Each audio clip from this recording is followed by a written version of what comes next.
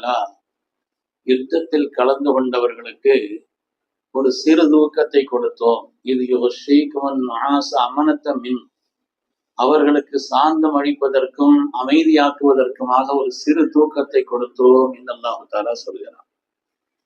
ஒரு மனிதனுடைய வாழ்க்கையிலே திடுக்கம், பயம், பதட்டம் இருக்கக்கூடிய நேரத்திலே தூக்கம் தொலைந்து போய்விடும்.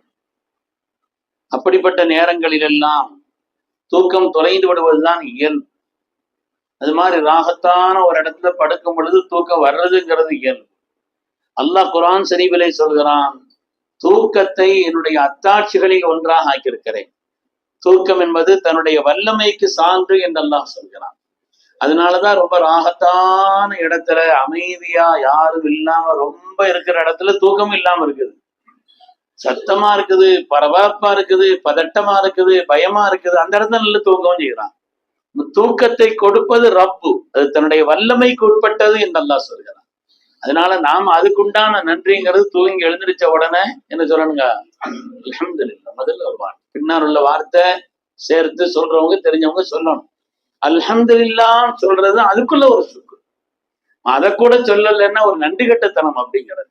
அதனால தூக்கம் என்பது ரப்பினுடைய வல்லமைக்குட்பட்டது என்பதையும் அல்லாஹு தஆலா நமக்கு சொல்லி காண்பிக்கிறான். தூக்கம் இல்லாத எந்த ஒரு படைப்பையும் அல்லாஹ் துன்யால படைக்கவே இல்லை. தூக்கம் இல்லாத அல்லாஹு லா இலாஹ இல்லா ஹுவல் ஹய்யுல் கய்யூம் லா தஅஹுதுஹு சினத்து வலா நௌம், சிறுதூக்கமோ பெருந்தூக்கமோ இல்லாத ரப்புல் ஆலமீன் மாத்திரம்தான். உலகத்தில் உண்டான எல்லா படைப்புகளுக்கும் தூக்கத்தினுடைய அளவில் வேண்டுமானால், தூக்கத்தினுடைய விதத்தில் வேண்டுமானால் வித்தியாசம் இருக்கலாமே தவிர, தூக்கம் இல்லாமல் அல்லாஹு தஆலா துன்யாவில எந்த ஒரு படைப்பையும் படைக்கவில்லை என்று நாம் பார்க்கிறோம் அருமையானவர்களே. அதனாலே தூக்கம் என்பது ரப்பினுடைய மகத்தான நிஅமத் என்பதை அல்லாஹ் குர்ஆன் ஷரீஃபிலே சொல்லி காண்பிக்கிறான்.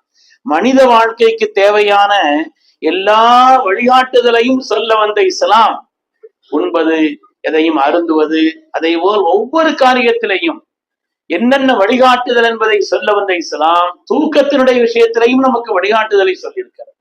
தூக்கத்தினுடைய வழிகாட்டுதல் ரொம்ப இருக்குது.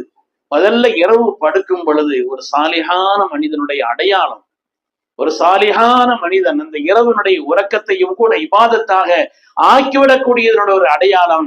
கண்மணி முஹம்மது ரசூலுல்லாஹி ஸல்லல்லாஹு அலைஹி வஸல்லம் சொன்னாங்க, நீங்க இதா அதைத மதஜஅக, உங்கள் படுக்கும் இடத்திற்கு நீங்கள் வருவதற்கு முன்னாலே நீங்கள் ஒது செய்து கொள்ளுங்கள். ஃபல்யதவல்லா ஒதுஅக லிஸ்ஸலாத், தொழுகைக்கு ஒது செய்வதை போல் ஒது செய்து கொள்ளுங்கள் என்று சொல்வார்.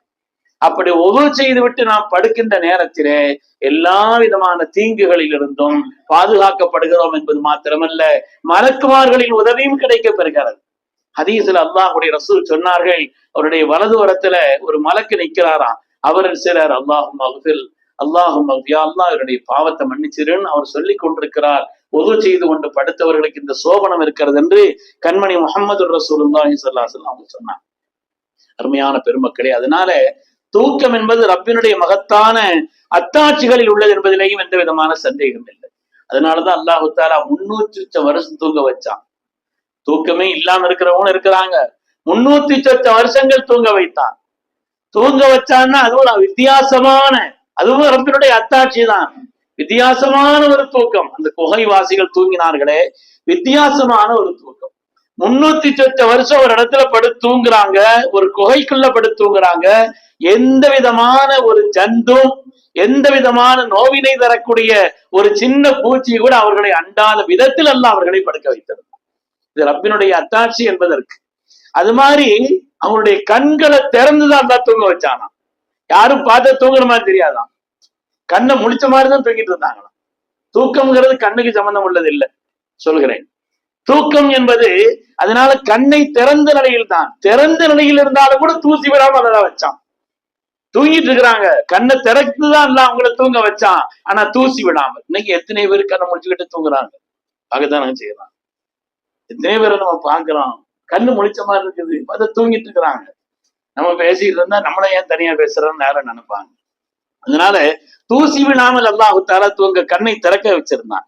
அது மாதிரி குர்ஆன் சொல்லுகிறது, அவங்களுடைய தூக்கத்திற்கு இன்னொரு அத்தாட்சியாக சூரிய வெளிச்சத்தை அல்லாஹ் ஏற்படுத்தி கொடுத்தான். ஒருத்தர ஷம்ஸ இதா தலஅத் தஸாவரான் காஃபியும், அல்லாஹ் சொன்னான், சூரிய வெளிச்சத்தை ஏற்படுத்தி கொடுத்தானே தவிர அது அவங்களுடைய மேலே கடுமையாக பட்டு சூடு உண்டாகக்கூடிய அளவுக்கு அல்லாஹ் வைக்கிறது. அது மாதிரி தானா அல்லாஹ் புரண்டு போட்டு படுக்க ஒன்னு கல்லி தாத்தல் எமீனி தாத்த சிவான் வலப்புறம் இடப்புறம் அல்லாஹ் புரண்டு படுக்க வச்சான். இல்லைன்னு சொன்னா மனித உடல் என்ன செய்ய கெட்டு போயிடும். அல்லாஹ் புரண்டு படுக்க வச்சான். ஆனா அதுல ஒரு பெரிய ஆச்சரியம் என்னன்னு சொன்னா, அப்படி புரண்டு படுத்து வைக்கும் பொழுது அங்கே உள்ள ஒரு நாயையும் அல்லாஹ் அனுப்பியிருந்தான் இல்லையா, அந்த நாய் மாத்திரம் அதனுடைய முன்னங்கால்களை வைத்த வண்ணமே இருந்துச்சான். முன்னங்கால் அப்படி மடக்கி வச்ச மாதிரி நாய் இருந்துச்சு, அதுவும் தூங்கதான் செய்யுது. ஆனா முன்னங்கால்களை மடக்கி வைத்தது போல் அதை புரட்ட மாதிரி குரான் சொல்லல, இவர்களைத்தான் இங்கும் அங்கும் புரட்டி வைத்தோம் என்று சொல்கிறார். ஒரு பெரிய ஜெர்மனியினுடைய ஆய்வாளர் இதை ஆய்வு செய்திருக்கிறார். ஜெர்மன் நாட்டினுடைய ஒரு பெரிய ஆய்வாளர் இதை ஆய்வு செய்து அவர் சொல்றாரு, குரானுடைய இந்த வாசகத்தை பார்த்து நான் திகைத்து போய்விட்டேன். காரணம் என்னவென்று சொன்னால், உலகத்தினுடைய பிராணிகளில் நாயினுடைய இந்த தோல் மாத்திரம்தான் எவ்வளவு நேரம் ஒரே அமைப்புல இருந்தாலும் தோல் கெட்டு போகாது. ஆடு மாடு மற்ற எல்லா ஜந்துகளும் விதிவிலக்கு, ஆனா ஹயாத்தா இருக்கணும், உயிரோடு இருக்கணும். உயிரோடு இருந்து அதனுடைய நிலை மாறாமல் எவ்வளவு நேரம் இருந்தாலும் அதனுடைய தோல் கெட்டு போகாது, அதனுடைய நிலையிலே மாற்றம் ஏற்படாது. மனிதன் உட்பட உலகத்தினுடைய எல்லா பிராணிகளுக்கும் அது மாற்றம் ஏற்படும். அல்லாஹ் நாய் அப்படி சொன்னா அல்லாஹு தாலா அவருடைய அந்த அருள் வாசகத்தில் உண்டான நுட்பத்தையும் அதற்கு உண்டான காரணத்தையும் பெருமக்கள் சொல்வார். அருமையானவர்கள், அது மாதிரி தூக்கம்ங்கிறது காதோடு தொடர்பு உள்ளது, கண்ணோடு தொடர்பு உள்ளது இல்லை.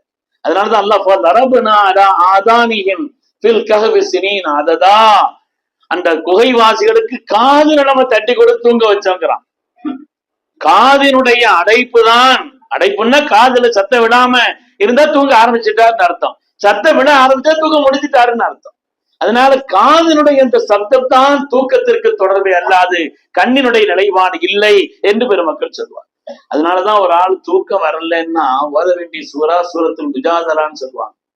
சூரத்துல் முஜாதலா கதுசமி அல்லான்னு தொடங்குது இல்லையா, இந்த சூரத்துல் முஜாதலாவினுடைய அந்த சூறாவை ஓதுனா தூக்கம் வந்துடும். எங்கிட்ட சொன்னது சபீர் அலி சொன்ன, அல்லாஹு தாலா சில பேருக்கு சில காரியங்கள்ல இதை ஓதுறது இன்ன பலன் அப்படிங்கிறது தொடர்புள்ள ஒரு வசனம் ஏதாவது ஒரு காரணம் இருக்கும், அல்லது அனுபவம் காரணமா இருக்கும், அல்லது ஹதீதுகள்ல வர்றது காரணமா இருக்கும், அல்லது அல்லாஹு தாலா சில பேருக்கு இல்ஹாமா போட்டு கொடுப்பான். அப்படி அதை காரணத்தோடு செய்வார்கள்.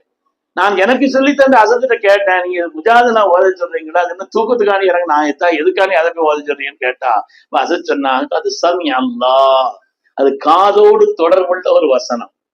அல்லாஹ் கேட்டான் ஹவுரா என்ற அந்த பெண்மணியினுடைய சத்தத்தை தன் கணவரின் விஷயத்தில் அல்லாஹ்விடத்தில் பேசியதை அல்லாஹ் கேட்டான். கேட்பது தொடர்பான ஒரு விஷயம் அதுல வருது, அதனால காது தொடர்பான விஷயம் தான், எனவே தூக்கத்தினுடைய தொடர்பு உள்ளதுன்னு சொல்லி அதில் சொல்லி காண்பித்தார். அருமையான பெருமக்களே, தூக்கம் என்பது ஒரு சிறு மரணம், தூக்கம்ங்கிறது ஒரு குட்டி மரணம். அதனாலதான் அல்லாஹும்ம பிஸ்மிக்க அர்த்தம் தெரிஞ்சா சொல்லவே மாட்டோம். அல்லாஹுவ பிஸ்மிக்க, யா அல்லாஹ் உன்னுடைய திருநாமத்தை கொண்டு நான் மௌத்தாகிறேன், ஹயாத்தும் ஆகிறேன், அதுக்கு ஒரு ஹயாத்து ஆகிறேன் அப்படின்னு சேர்த்து சொல்லிடுறான். அமுத்தோட மட்டும் நிறுத்திடக்கூடாது.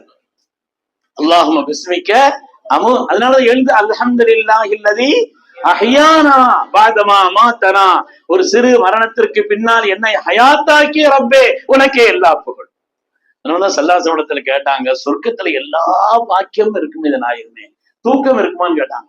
தூங்குறது எவ்வளவு பெரிய பாக்கியம், தூக்கம்ங்கிறது எவ்வளவு ஞாபகத்து. அது சொர்க்கத்துல எல்லா இன்பமும் பாக்கியமும் இருக்குமே, தூக்கம் இருக்கு, சொர்க்கத்துல தூக்கம் இருக்காதுன்னா என்ன, அது ஒரு மௌத்து. சொர்க்கத்துல மௌத்து கிடையாதுன்னா, அங்க மௌத்துங்கிறதே கிடையாது, அதனால சொர்க்கத்தில் தூக்கமில்லை என்று விளக்கம் சொன்னார். அருமையான பெருமக்களே, அதனால நாம் அந்த தூக்கம்ங்கிறது இருக்கிற ஒரு மகத்தான ஒரு பாக்கியம், அல்லாஹ்வுடைய மகத்தான ஞாபகத் என்பதை பார்க்கிறோம். அது மாதிரி தூக்கம் வரலன்னு அல்லாஹும்ம கினி அஸாபக் யௌம தபஅஸ் இபாதக், யா அல்லாஹ் உன்னுடைய அஸாபை விட்டு என்னை பாதுகாத்தருள், உன்னுடைய அடியார்களை எழுப்பக்கூடிய அந்த நாளில் எல்லா விதமான அஸாபை விட்டு என்னை பாதுகாத்தருள் என்ற ஒரு துஆவும் கூட தூக்கத்திற்காக கண்மணி ரசூலுல்லாஹி ஸல்லல்லாஹு அலைஹி வஸல்லம் சொல்லிக் கொடுத்த துஆ என்று பெருமக்கள் சொல்வார். உண்மையான பெருமக்களே, மனிதனுடைய வாழ்க்கையில ஒவ்வொரு செயலுக்கும் எவ்வளவு நேரம் ஒரு கணக்கு இருக்குது.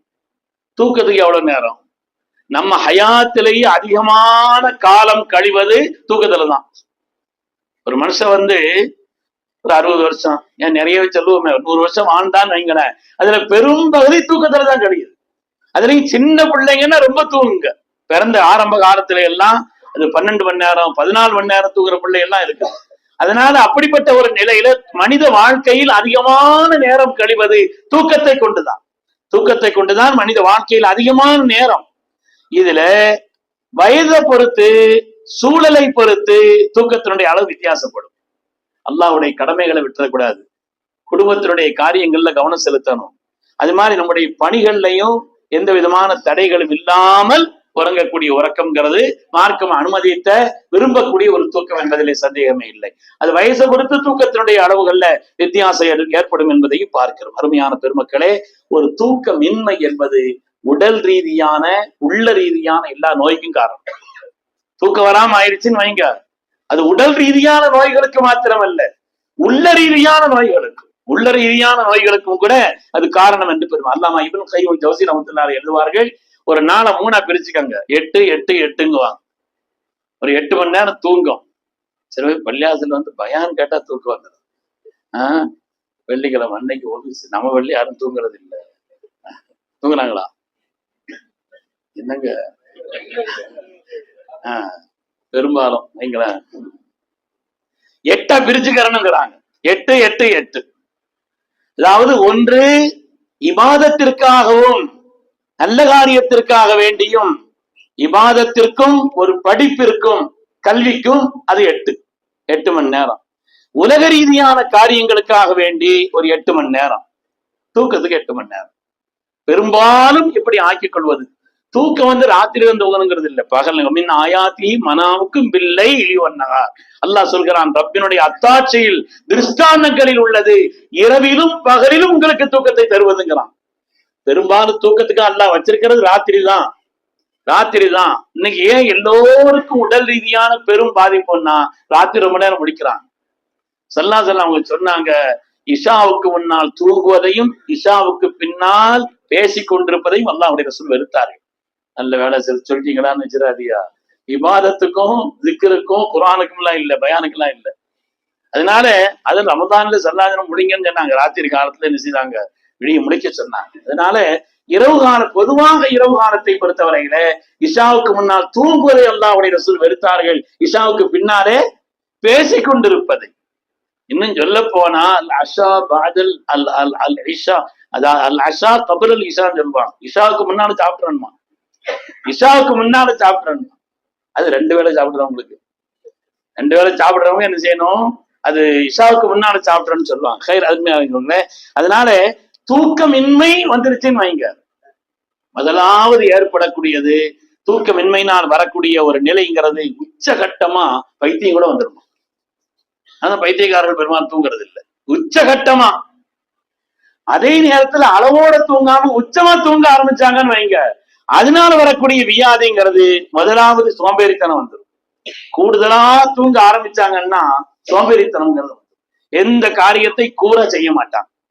எந்த திறமையாளரும் தோற்று போய் விடுவான். சோம்பேறியா இருந்தான்னு வைங்களேன், அவன் எவ்வளவு பெரிய கெட்டிக்காரனா இருந்தாலும் சரிதான், சோம்பேறியா இருந்தான்னா எவ்வளவு பெரிய திறமையாளனாக இருந்தாலும் அவன் தோற்று போய் விடுவான்.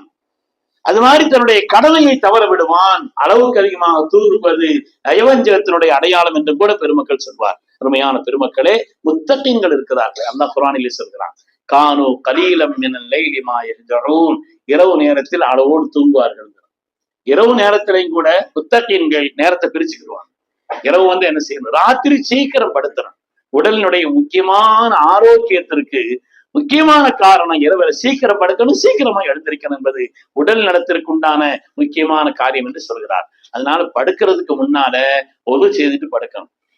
முதல்ல வலது பக்கத்தினுடைய திரும்பி உங்களுடைய கையை வந்து கொடுத்துட்டு அப்புறம் நீங்க என்ன செய்யுங்க, அப்படி படுங்க. அவரே இடையில அங்கே பிறண்டுகிட்டு அது வேற விஷயம். முதல்ல படுக்க ஆரம்பிக்கும் பொழுது வலது பக்கம் திரும்பி. குப்புற படுக்க கூடாதுன்னு சொன்னாங்க ஸல்லல்லாஹு. குப்புற படுக்கிறது அல்லாஹ்வுடைய ரசூல் வெறுத்தார்கள்.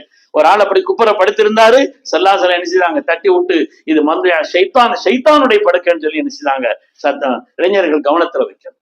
அதனால குப்புற படுக்க கூடாது என்பதையும் அல்லாஹ்வுடைய ரசூல் நமக்கு தூக்கத்தினுடைய ஒழுக்கத்தை நமக்கு பல்வேறு நிலைகளிலே ஹதீஸினுடைய கிரந்தங்களில் எல்லாம் கிதாபுன் நௌம் தூக்கம் சம்பந்தப்பட்ட பாடம்னு மிக விரிவான பாடங்கள் நமக்கு சொல்லி காட்டப்பட்டிருக்கிறது. அந்த தூக்கத்தையும் அல்லாஹ்வுடைய வல்லமை என்பதை உணர்ந்து அவனுடைய திருநாமத்தை கொண்டு தூங்க ஆரம்பித்து எழுந்தெடுத்தவுடன் அல்லாஹுவை புகழ்ந்து ஒழு செய்து கொண்டு படுத்து அது மாதிரி இந்த இபாதத்தினுடைய ஒரு சூழலை தூக்கத்தை ஆக்கணும்னு சொன்னா அதுவும் நம்முடைய வாழ்க்கையின் பெரும் பகுதியா இருக்கக்கூடிய அந்த காரியம் அல்லாஹ்வுடைய பொருத்தத்தை பெற்றுதான் ஆகும் என்பதிலே எந்த விதமான சந்தேகம் இல்லை.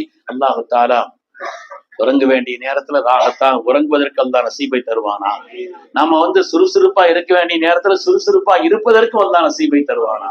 ஒவ்வொரு காரியத்தையும் கவனத்தோடும் இஹ்லாஸோடும் அல்லாஹ்வுடைய பொருத்தத்தோடும் செய்வதற்குண்டான உயர்ந்த நசீபை அல்லாஹ் நம் எல்லோருக்கும் தந்தருள்வானாக. ஆமீன் ஆமீன் யா ரப்பல் ஆலமீன். வஆகிரு தஅவானா அல்ஹம்துலில்லாஹி.